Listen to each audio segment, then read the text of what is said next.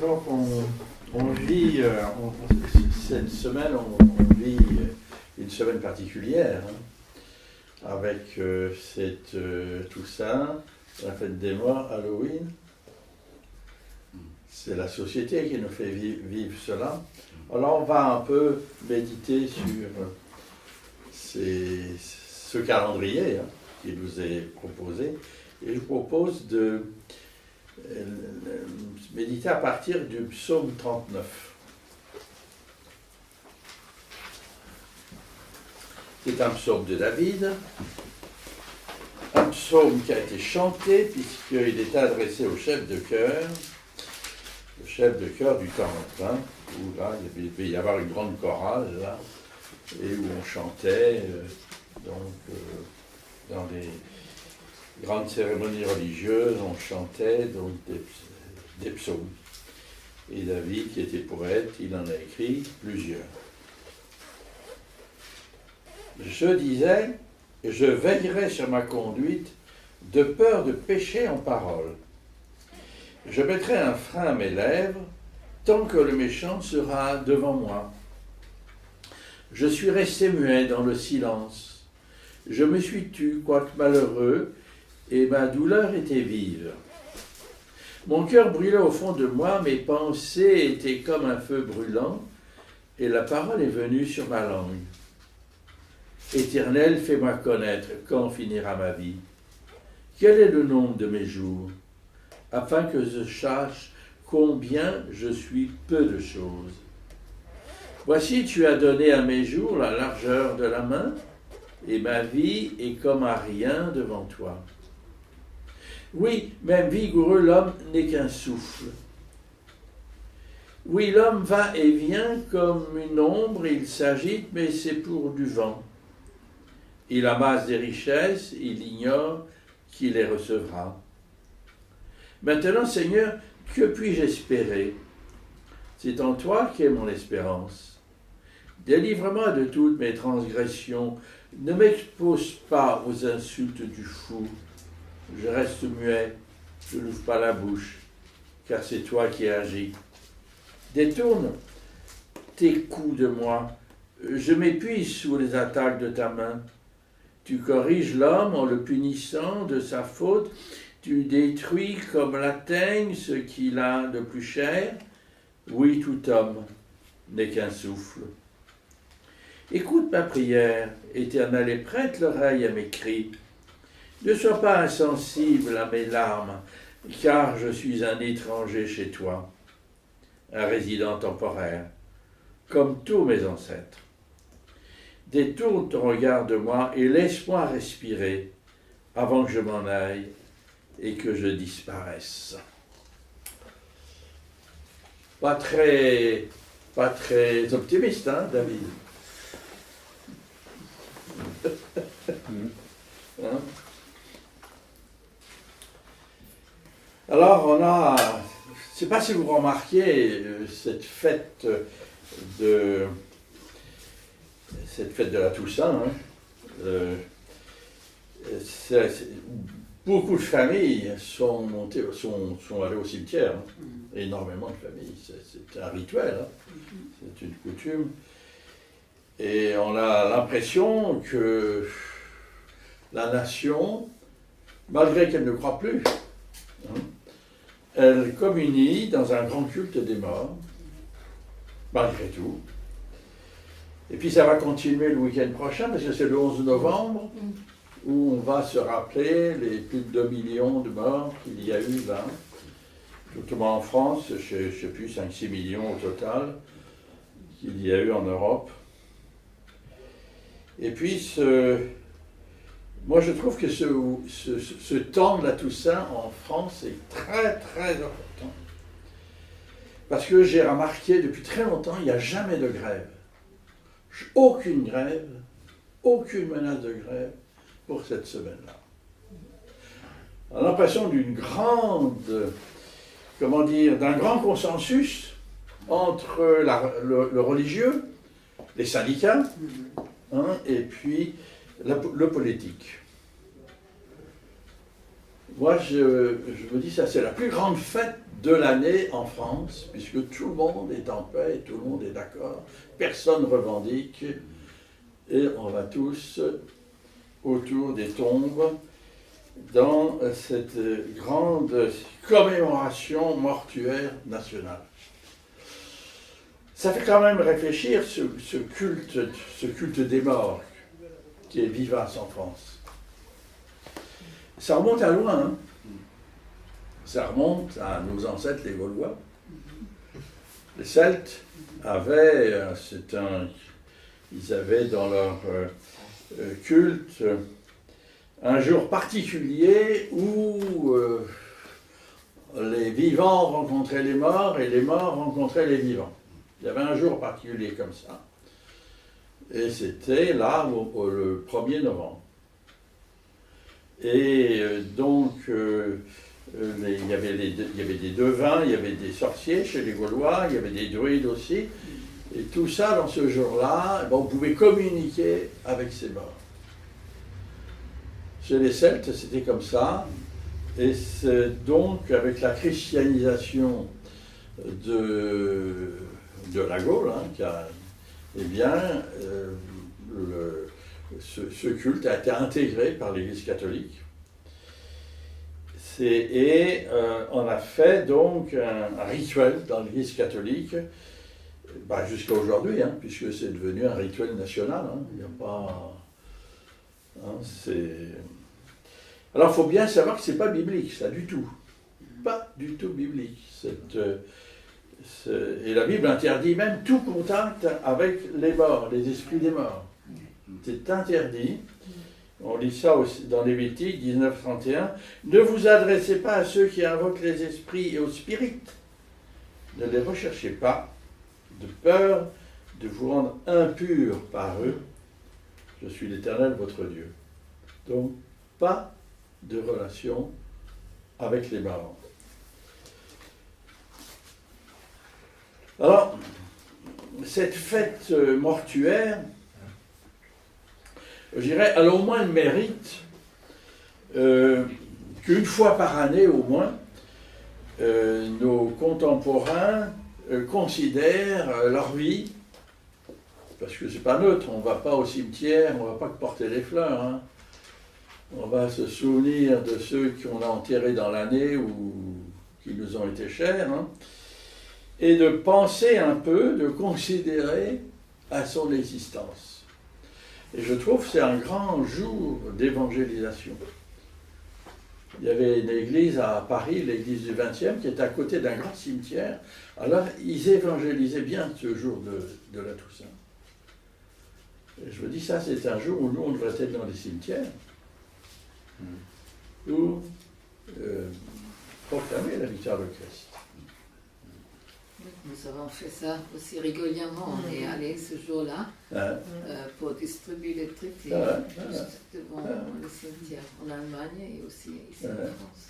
Et ça, il faudrait y penser parce que moi je trouve que c'est un jour où les gens acceptent assez facilement, enfin plus facilement,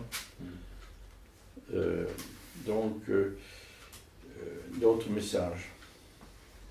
Alors, à quoi on pense, à quoi ils pensent dans ces jours-là? Que la vie est fragile. Hein. La vie est fragile et notre existence est éphémère, même si nos jours, on vit un peu plus longtemps que nos grands-parents. Nos grands-parents vivaient autour de 65 ans, 65-70 ans. Maintenant, on vit autour de 80 ans. Donc, merci à la médecine et merci aux syndicats qui ont réduit le temps de travail. Hein, parce que travailler 35 heures, ça fatigue moins que de travailler 50. Hein. Hein. Donc, on peut leur dire merci. Et cette existence éphémère qui passe comme un souffle, hein, deux ou trois fois dans le psaume qu'on a lu, David le relève, c'est vrai, ça passe comme un souffle, ça passe vite. Et le fruit de notre travail, de notre vie, on l'abandonne, ça reste ici. Et d'autres vont en faire quelque chose, on ne sait pas quoi. On peut écrire des testaments, faire tout ce qu'on veut, mais une fois qu'on n'est plus là, ils font ce qu'ils veulent. Hein, ça, c'est sûr. Hein. Et donc, il nous faut bien utiliser notre vie et le temps de notre vie. Ça revient plusieurs fois dans l'Écriture, dans le Nouveau Testament. L'apôtre Pierre nous le dit en 1 Pierre, chapitre 1, des versets 24 et 25, il nous dit « Toute chair est comme l'herbe et toute sa gloire comme la fleur de l'herbe. L'herbe sèche et la fleur tombe. Mais la parole du Seigneur demeure éternellement, et cette parole est celle qui vous a été annoncée par l'Évangile. » Alors, ce texte nous parle et nous dit que s'il y a de permanent et de solide, c'est seule la parole du Seigneur. Ça, c'est permanent, c'est solide, ça passe à travers les générations, ça passe à travers les cultures, à travers les siècles, et c'est solide. Et maintenant, on a assez de recul pour en voir les effets. Parce que face à la mort, face au tourbillon de la mort, il n'y a pas de réponse. On n'a pas de réponse. Il n'y a que la parole du Seigneur qui donne une réponse positive et encourageante. Et on doit, bien sûr, se confier en elle. On a devant nous un monde autour de nous qui est désarmé face à la mort. Il n'y a pas de réponse. Il n'y a pas de réponse. Et qu'est-ce que fait la société ? Elle a tendance à ignorer la mort. Quand j'étais gamin, dans la petite ville où j'habitais, quand il y avait un mort, dis donc, on mettait des grandes tentures sur la façade, il y avait des corbillards avec des chevaux, il y avait tout un cérémonial, dans la rue, toute la circulation s'arrêtait, tout le monde saluait, enfin, il y avait, aujourd'hui, il fait vite, hein. D'abord, il n'y a plus de corbillard, il y a des fourgons. Il n'existe plus le corbillard. Il y a des fourgons. Et ils sont de plus en plus clairs. Et quand on a été aux obsèques de Pierre Lys, un corbillard tout blanc. C'est la première fois. On n'avait jamais vu ça. Moi, je n'avais jamais vu ça. Tout blanc, tout neuf, tout beau, tout blanc. Vous voyez, donc, on essaye d'arranger la mort. Les cérémonies sont de plus en plus rapides, expédiées. On peut les faire dans une église ou n'importe où. C'est à peu près les mêmes maintenant. On rappelle le souvenir du défunt en rappelant les chansons qu'il aimait. Et même dans l'église. Il n'y a plus un cérémonial religieux. C'est païen, ça. C'est païen. On habite à côté du cimetière. Il y a eu un jeune qui a été enterré il n'y a pas très longtemps, qui s'était tué en voiture.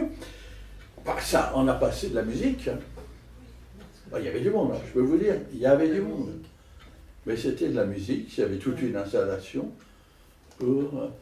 au cimetière. Ils n'ont pas été à l'église. C'était au cimetière. C'est banaliser la mort. Vous savez, quand une célébrité meurt à la télé, qu'est-ce qu'on nous dit ? Qu'il est parti, qu'il est là ou quelque part, qu'il nous regarde, qu'il est bien, il est heureux. C'est ça qu'on nous dit. Et on essaye de rigoler avec la mort, avec Halloween. On se moque de la mort. On essaye de rigoler et on a ramené à nous ce vieux culte celle qui avait disparu. On le ramène parce qu'on n'a rien d'autre. On n'a rien d'autre. Tout ça, c'est des bêtises. Tout ça, c'est des bêtises pour s'endormir face au désarroi devant la mort. Puis de l'autre côté, quand on regarde les infos, quand on entend les nouvelles, alors on a tous les jours, on nous informe de tous les morts qu'il y a eu, tous les morts du jour, enfin une partie des morts du jour, parce qu'on ne sait pas tout. On nous parle des attentats, des accidents, on nous parle des guerres, on nous parle des célébrités, et on nous sert tous les jours donc une information où on nous livre tout un lot de cadavres tous les jours, puis on s'habitue. Tous les jours, il y en a plein. Et on s'habitue. On s'habitue et on devient fataliste. On devient fataliste et puis on essaye de ne plus voir cette réalité. Alors la mort est quand même là, avec sa brutalité, et elle frappe.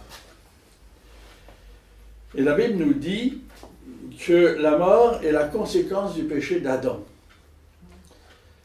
Dieu avait placé Adam dans le jardin d'Éden, le plus beau des jardins qui puisse exister, pour le cultiver, le garder, en fait pour le gérer.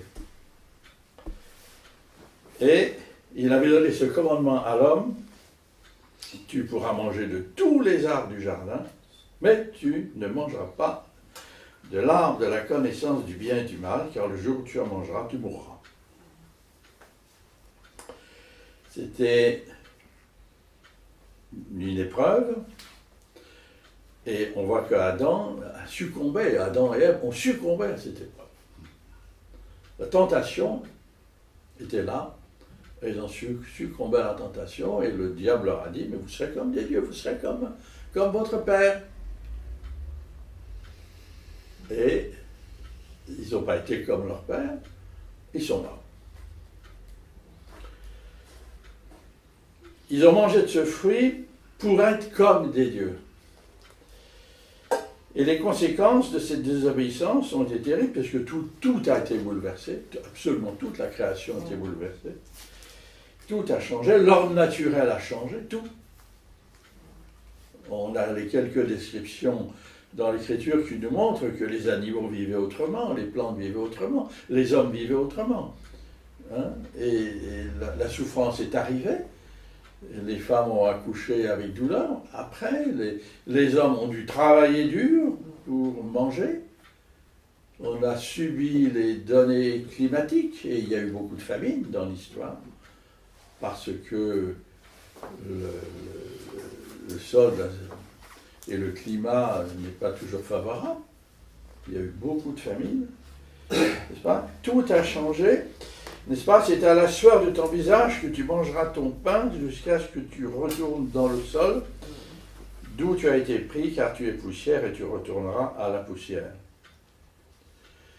C'est comme ça que la mort est entrée dans le monde, à cause de la désobéissance d'Adam et Ève.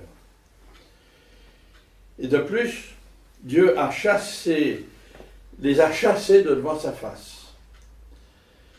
Et Adam et Ève sont devenus des créatures déchues, mortelles. Et ça n'a pas traîné, parce que la génération d'après, les premiers meurtres ont commencé.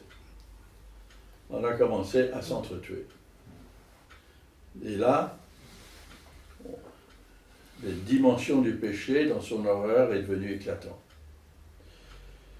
Alors, depuis ces tragiques événements, c'est avec cette nature de péché que nous naissons. On naît avec cette nature de péché. Et on rentre dans la vie avec comme aboutissement la mort. On se réjouit de la vie, on se réjouit quand un bébé arrive au monde, mais dans 80 ans, il ne sera plus là. La plupart du temps, il ne sera plus là. Et dès qu'on est formé, on commence à vieillir. C'est fou quand même. Hein? Alors qu'on est fabriqué pour vivre longtemps. Parce que nos systèmes se renouvellent, mais le système de renouvellement se dégrade dès les 20-25 ans. Et on commence à vieillir. C'est ça la mort. Le péché, c'est ça le péché aussi. Hein. Alors ça revêt deux aspects, la mort. Bien sûr, la mort physique, la mort du corps qui se dégrade, puis la mort spirituelle, séparation d'avec Dieu. Et ça, c'est la conséquence, n'est-ce pas, conséquence du péché, séparé d'avec Dieu. Alors aujourd'hui, on s'en fout. Alors ça, on s'en fout comme de sa première chemise, la société est comme ça. Mais seulement, le résultat, c'est qu'ils vivent, tout le monde vit dans une effroyable solitude. On a tous les moyens de communication, mais on est seul. Tous les moyens. On peut avoir des amis partout dans le monde, mais on est seul. Aujourd'hui. On est seul face à soi-même. Alors chacun va essayer de répondre à cette solitude à sa manière. Alors c'est certain, un peu hédoniste, hein, parce que l'hédonisme c'est une réponse à cette question, et bien alors on va se livrer au péché, vraiment, puisque c'est ça, hop, on y va. Et on va s'étourdir dans le péché, jusqu'à en mourir. Il y en a, c'est comme ça. Il y en a d'autres qui vont se révolter contre Dieu. Et qui vont se fabriquer là de faux dieux et fabriquer des fausses religions. Pour dire que Dieu c'est un incapable, il s'est trompé. Mais nous on le sait. Il y en a qui font ça, hein. Il y en a plein de religions. Et la plupart des religions du monde sont comme ça. C'est comme ça qu'elles se sont construites. Et puis il y a encore ceux qui veulent étouffer, n'est-ce pas, cette solitude par la philosophie, par des principes politiques.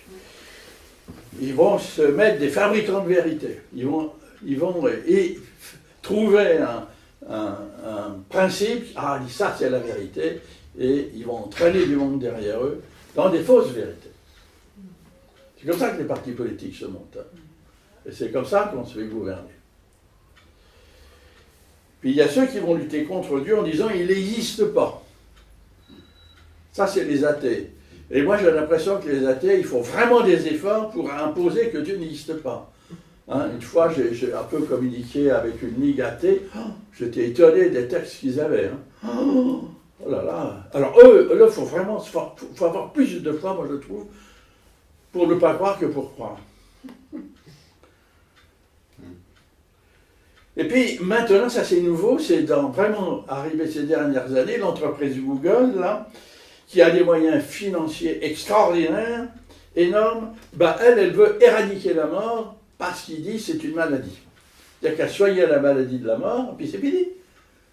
On va la soigner. Puisqu'on sait le processus qui entraîne la mort.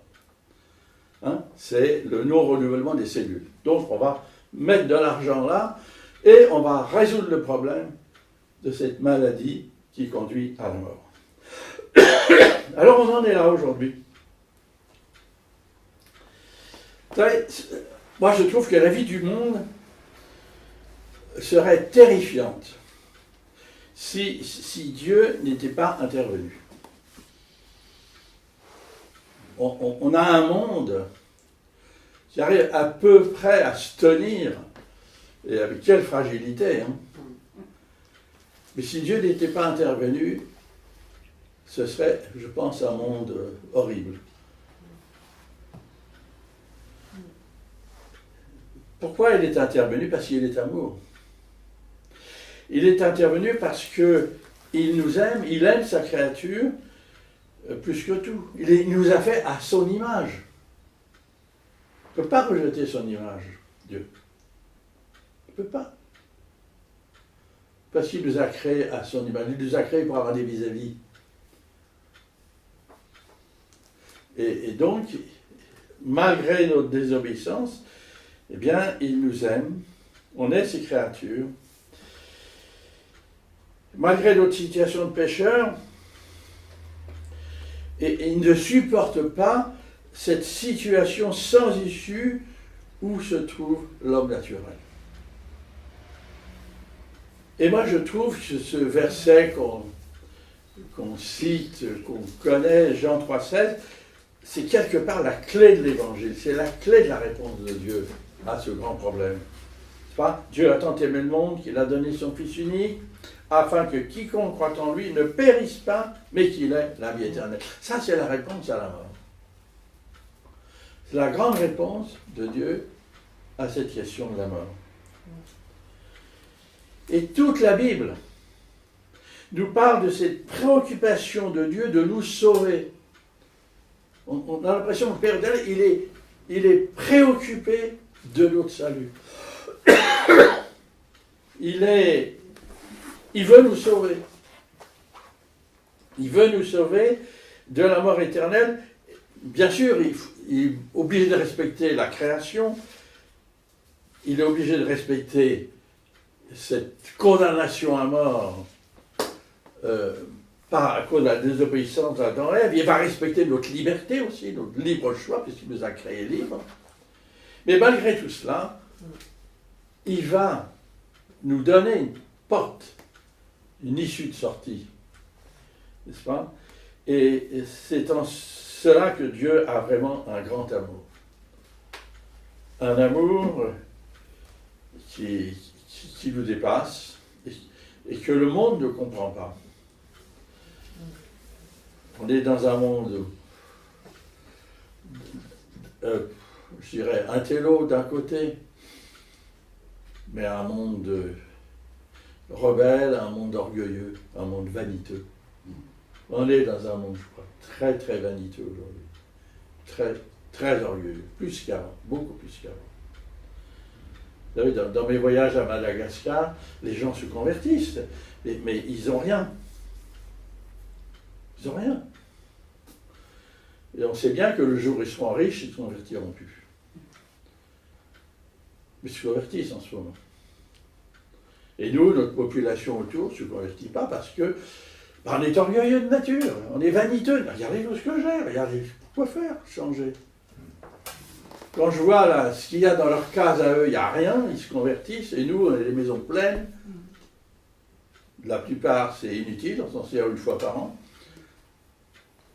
Hein, et on ne se convertit pas, on n'écoute même pas.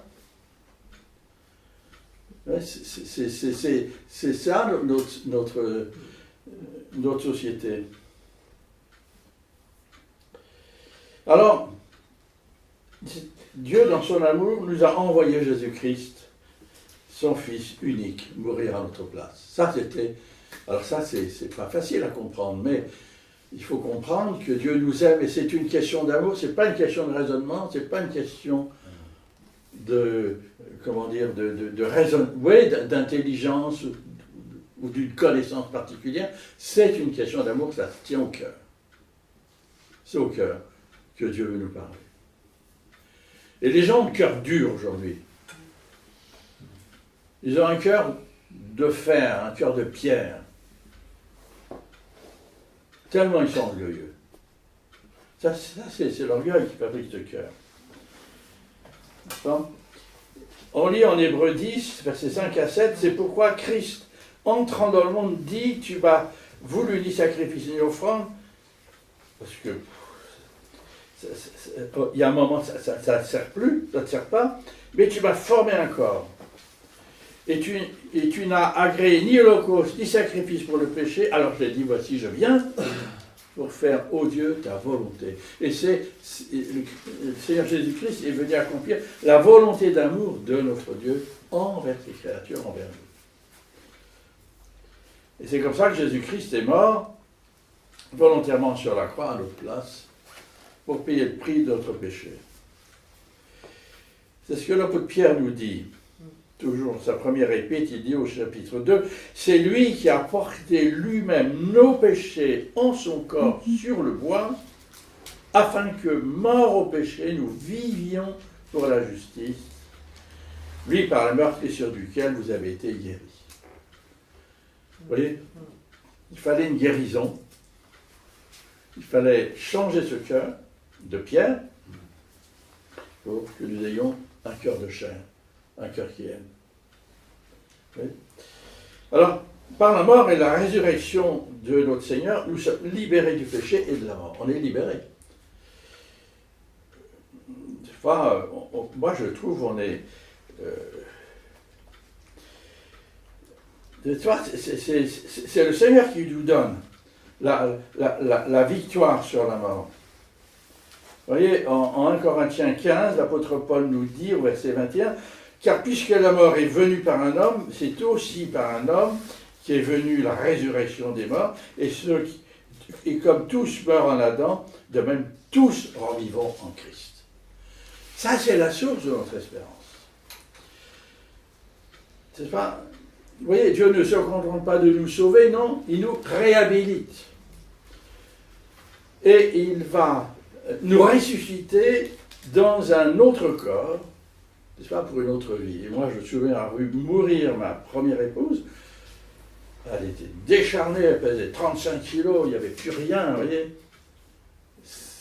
Et puis, elle attendait, puisque là, c'était fini. Elle avait toute sa tête. Et d'un seul coup, alors d'un seul coup, son visage s'est éclairé. Ah, elle avait un sourire. Ah, fabuleux. Ah bon, j'existais plus. Hein. Elle avait vu un ange ou le Seigneur, je ne sais pas. Mais elle est partie comme ça. Là, c'était extraordinaire. Elle n'avait absolument aucune peur, heureuse de partir. Elle est partie comme ça. Et moi, j'ai eu l'impression, puis je me suis retrouvé, c'était vide, c'était fini. Oui, on a, n'est-ce pas, ce corps vraiment que nous avons, et c'est vrai, il va retourner à la poussière, mais il y a ce corps, cet autre corps qui va ressembler à celui de Jésus-Christ. Parce qu'on verra le Seigneur comme il est, on ne peut pas le voir autrement qu'avec un corps nouveau. Un corps comme lui. N'est-ce pas? Notre esprit est vie. Et notre Dieu va nous donner un corps nouveau, identique à celui du Seigneur. Et ça, c'est pour régner dans les cieux, régner pour l'éternité, vivre avec notre Dieu pour l'éternité. Alors, on a cette affirmation dans l'Épître aux Romains, au chapitre 8, verset 11. « Si l'esprit de celui qui a ressuscité Jésus d'entre les morts habite en vous, » vous voyez, celui qui a ressuscité Jésus-Christ d'entre les morts donnera aussi la vie à vos corps mortels par son esprit qui habite en vous. Et ça, c'est ça la présence du Saint-Esprit en nous. Saint-Esprit en nous, ben c'est l'Esprit de Dieu. Et on va quitter cette enveloppe qui est bien misérable, hein. Et puis on va partir. On va partir. Et ça, c'est la source de notre espérance. C'est la source et la force de notre foi. Et ça, c'est la victoire de notre céleste Père sur la mort. Et cette victoire vient par le sacrifice du Seigneur Jésus à la croix. C'est pour ça que l'apôtre Paul peut dire aux Corinthiens et à nous, au chapitre 15, il dit « La mort a été engloutie dans la victoire. Ô mort, où est ta victoire? Ô mort, où est ton aiguillon ?» Et l'aiguillon de la mort, c'est le péché, c'est la puissance du péché, c'est la loi. Mais grâce soit rendue à Dieu qui nous donne la victoire par notre Seigneur Jésus-Christ. On a pu avoir peur de la mort. C'est fini. Oui, on est dans la victoire. Et cette victoire du Seigneur a changé le monde. Elle a changé le regard du monde. N'est-ce pas? Et nous, on est un petit nombre, là. On souhaite grandir, mais on s'en souvient tous les dimanches matins de cette victoire.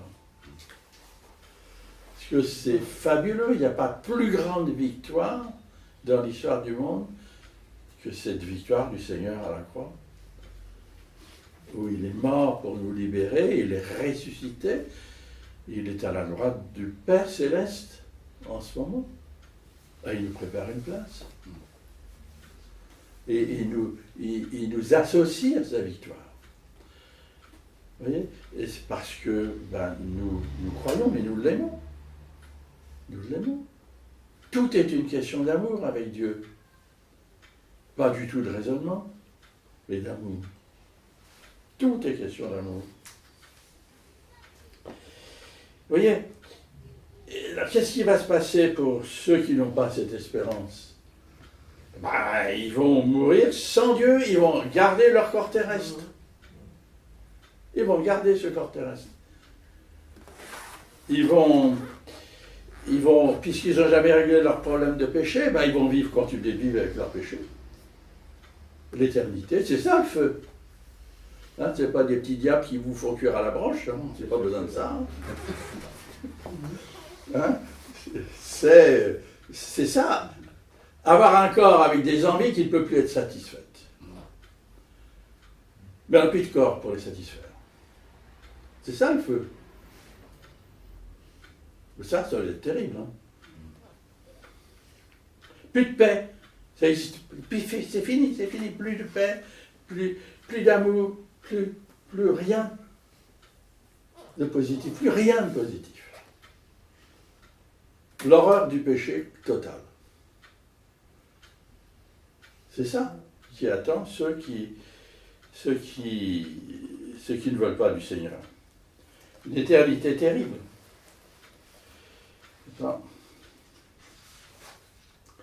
Alors, devant cette destinée-là, qui est tracée à l'homme pécheur, devant la mort qui finalement angoisse nos contemporains, parce qu'ils sont quand même très angoissés, bah, à nous d'annoncer la bonne nouvelle. Hein. Ça, c'est à nous. À nous d'annoncer cette bonne nouvelle. Parce qu'il n'y a pas d'autre message qui vont correspondre à l'homme en tant que créature de Dieu. Il n'y a pas d'autre message.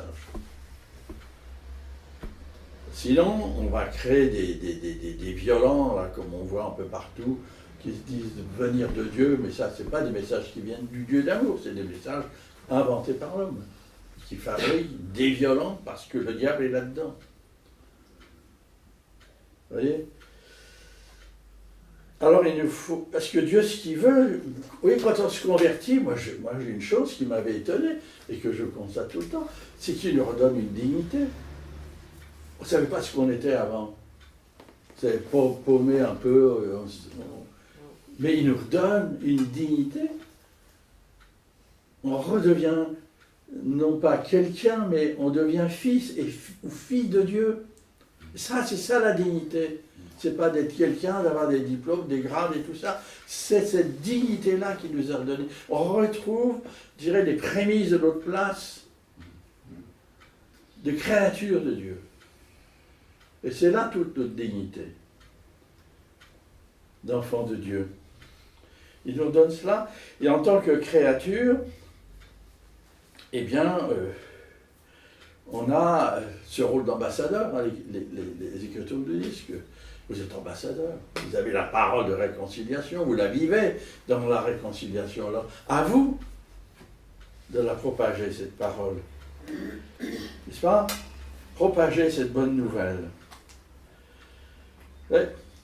Parce que nos contemporains ont besoin d'entendre cette bonne nouvelle. Et c'est vrai que la grande question aujourd'hui, comment toucher leur cœur pour qu'ils écoutent ? Comment ? Ça, c'est la grande question.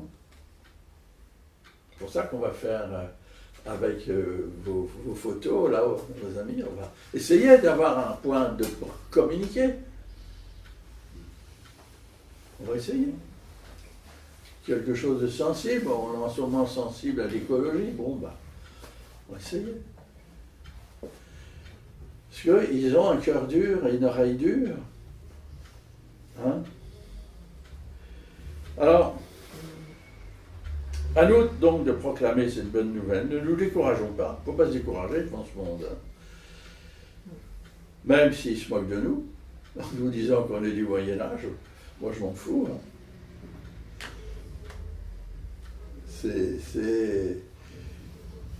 Quand on voit ce que le Moyen-Âge a fait comme bâtiments, qui sont toujours debout, c'est quand même une bonne référence, on peut leur dire.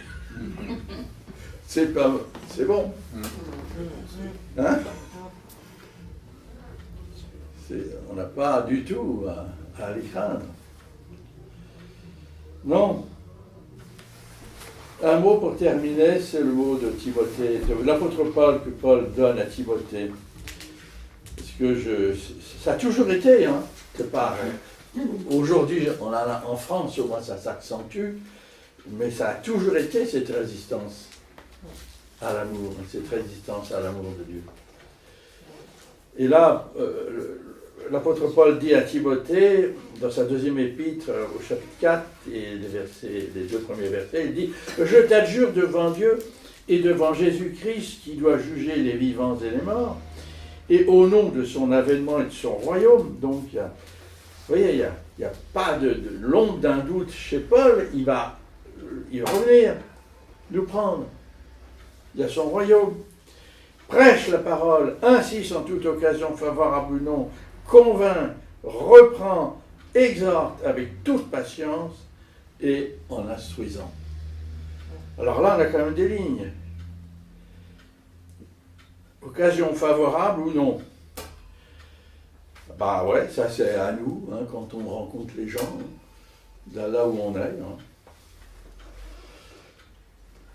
Là où on se trouve, s'il y a des occasions qui vont se faire, alors là, Paul il dit, qu'est-ce que ça favorable ou non? Alors là, bon, là c'est plus difficile. Hein? Mais quand même, on voit que Paul, moi je me souviens, on avait un frère là, qui évangélisait dans les Flandres. C'était des Flandres, c'est très catholique les Flandres hollandaises, hein, les Flamands là. Qui sont contre les Wallons, là, tu vois. Là, c'est très catholique. Alors, il disait, mais moi, quand il faisait du porte-à-porte, et il disait, moi, je prenais la première épître de Pierre. D'abord, c'est le premier pape, donc il ne pouvait pas me fermer la porte. Je venais au nom du premier pape. Et puis, il dit, ou alors il m'ouvrait la porte, au bout de 5 minutes, 10 minutes, ou alors il me donnait son poing dans la figure. Bon, au moins, il y avait la réponse. Alors il insistait, mais il a fondé des églises. Hein. Fondé plusieurs églises dans ce contexte-là. Vous voyez, il appliquait ce verset. Reprend, exhorte avec toute patience en instruisant. Alors moi, je n'ai pas cette volonté de me faire taper dessus. Si ça ne marche pas, mais au moins d'instruire, ça je peux le faire. C'est ce qu'on essaye de faire ensemble. Amener une connaissance qu'ils n'ont plus, les gens, ou qui est faussée. Une connaissance qui est déformée. Et ramener la connaissance à la parole. Parce qu'aujourd'hui, même beaucoup qui se disent chrétiens, c'est beaucoup de philosophie qui est mélangée avec. Beaucoup de choses qui sont fausses, qui sont mélangées dans ce qu'ils croient. Même dans les églises chrétiennes, hein. Beaucoup d'erreurs. Il faut rester fondé sur la parole. Alors, moi je pense, c'est ce que j'essaye d'enseigner, hein, à la parole, et d'y rester. Parce que c'est ça que le monde a besoin, de cette connaissance de vérité. Comme on a parlé de la lumière ce matin, ça amène la lumière dans les cœurs et dans les esprits, hein, cette parole. Alors que le Seigneur nous aide et fasse de nous de bons évangélistes, hein, là où il nous place, là où nous sommes, dans cet effort qu'on veut faire ensemble, donc qu'on soit de bons évangélistes pour sa gloire.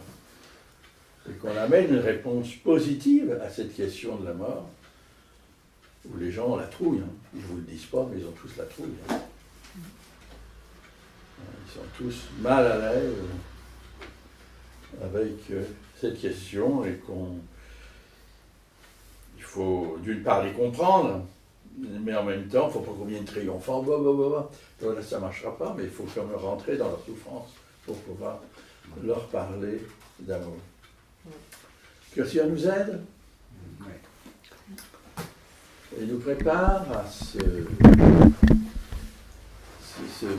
premier grand effort qu'on va faire ensemble. Moi, je trouve